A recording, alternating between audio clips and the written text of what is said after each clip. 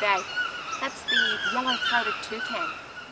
I would say that the toucan is probably the most iconic bird of the rainforests of Central and South America.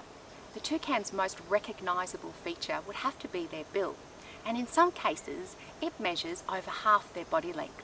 It's constructed from a complex but highly organised matrix of stiff, bony fibres with interconnecting drum-like membranes that create a spongy honeycomb of airtight cells. The sponge is covered with overlapping layers of keratin. Now that's the same material that your fingernails are made from.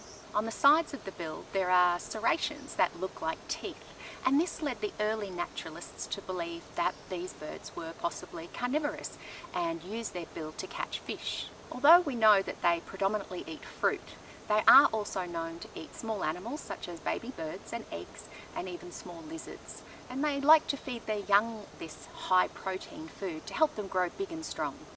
So what do toucans use their bills for? Biologists and naturalists have long debated the use of the toucan's bill, but from the 1800s they came to the conclusion that it's used for eating.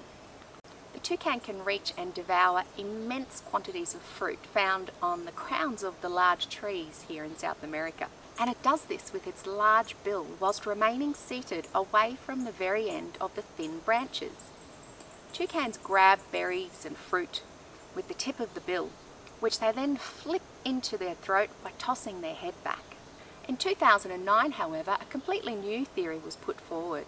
Research was done to suggest that the toucan's bill is actually a thermoregulator. The results showed that the toucan's bill, relative to its size, is one of the largest thermal regulators in the animal kingdom, rivaling the ears of rabbits and elephants. Good to know the toucan can not only look cool, but it can stay cool too.